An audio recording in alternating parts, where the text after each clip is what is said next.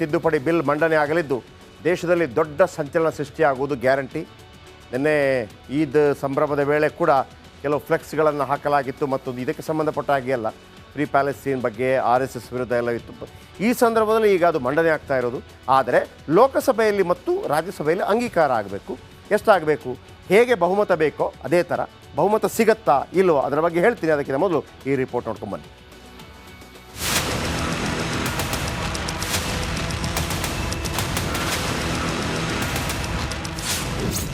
ವಕ್ಫ್ ಕಿರಿಕ್ಗೆ ನರೇಂದ್ರ ಮೋದಿ ಪ್ರಹಾರ.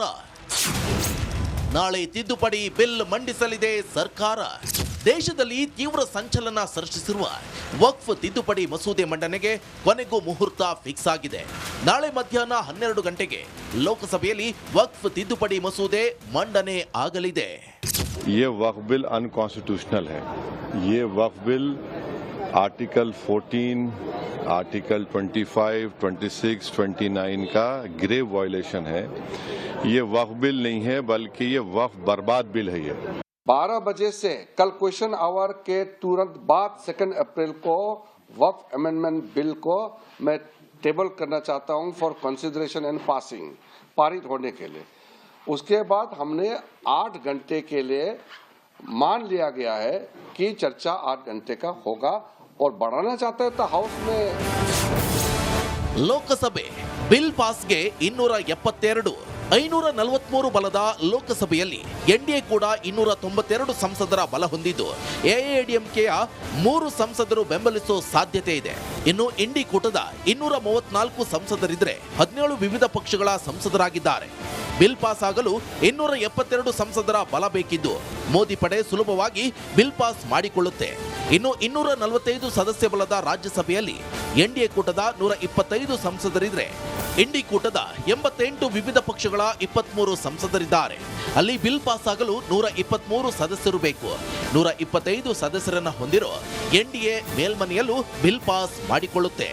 लेकिन मैं कहता हूं जो हो हल्ला कर रहे हैं इनसे पूछना चाहता हूं कि इन्होंने कोई ऐसा काम वक्फ बोर्ड के माध्यम से किया हो जो वेलफेयर का हो. छोड़िए सब समाज की बात, छोड़िए मुस्लिम समाज का ही कोई कल्याण किया हो.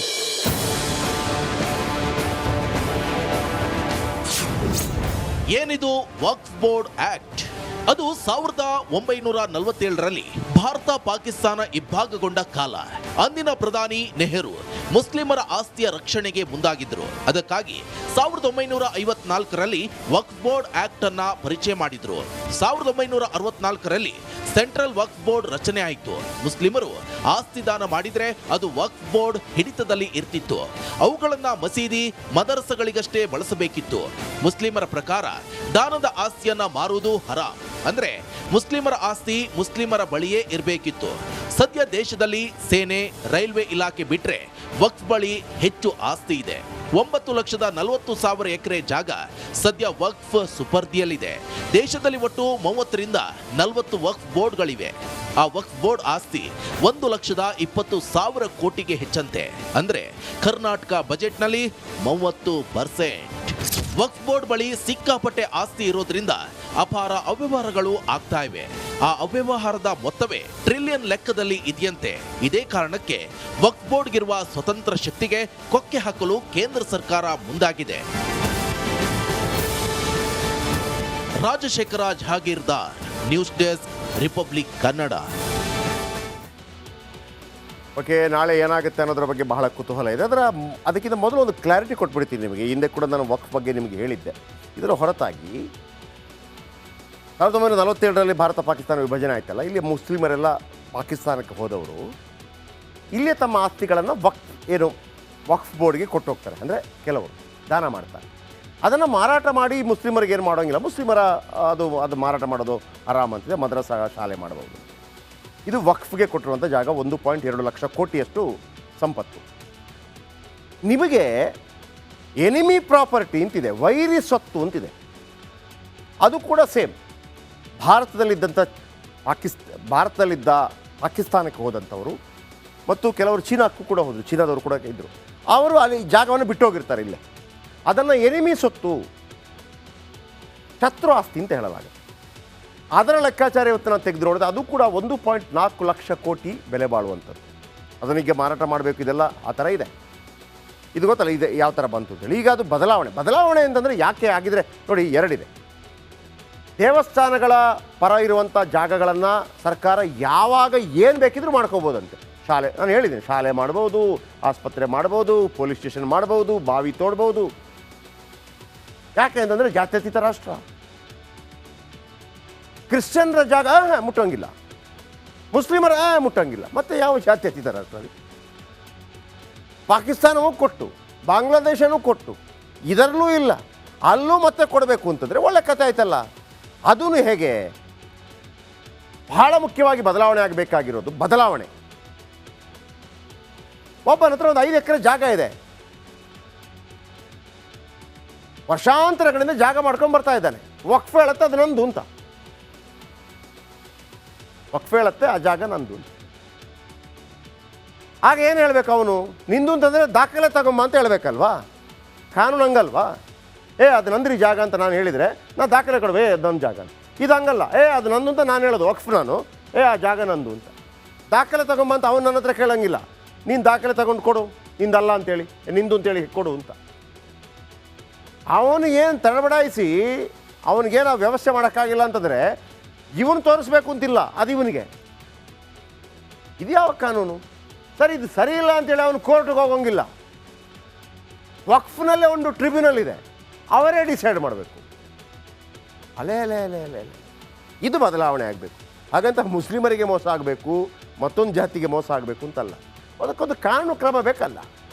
ಹಾಗಿದ್ದರೆ ನೋಡಿ, ರಾಜ್ಯಸಭೆಯಲ್ಲಿ ಒಟ್ಟು 245, ಈಗ ಸಿಟ್ಟಿಂಗ್ 233 ಇರಬೇಕು. 117 ಬಂದರೂ ಸಾಕು, ಗೆದ್ದು ಬಿಡ್ತಾರೆ ರಾಜ್ಯಸಭೆಯಲ್ಲಿ. ಲೋಕಸಭೆಯಲ್ಲಿ 272 ಬರಬೇಕು. ಮೊದಲು ರಾಜ್ಯಸಭೆಗೆ ಬರ್ತೇನೆ ನಾನು ಎಷ್ಟು ಅಂತೇಳಿ ನೋಡಿ. ರಾಜ್ಯಸಭೆಯಲ್ಲಿ 233 ಲೆಕ್ಕ ಇಟ್ಟರೆ, ನೀವು 233 ಲೆಕ್ಕ ಇಟ್ಟರೆ 119 ಬಂದರೆ ಸಾಕು. ಇಲ್ಲಿ ಕಾಣ್ತಾ ಇದೆ ರಾಜ್ಯಸಭೆ ಬಹುಮತಕ್ಕೆ 119 ಬಂದರೆ ಸಾಕು. NDA ಮೈತ್ರಿಕೂಟ ಎಷ್ಟಿದೆ? 125 ಇದೆ ಆಲ್ರೆಡಿ. ಇಂಡಿ ಮೈತ್ರಿಕೂಟ ವಿರೋಧ ಮಾಡೋರು 88. ಯಾರೆಲ್ಲ BJP, ಯಾರೆಲ್ಲ NDA ಮೈತ್ರಿಕೂಟ? BJP 98 ಇದೆ, JDU ನಿತೀಶ್ ಕುಮಾರ್ ಅವ್ರದ್ದು 4 ಇದೆ, NCP ಶರದ್ ಪವಾರ್ ಅವ್ರದ್ದು 3 ಇದೆ, TDP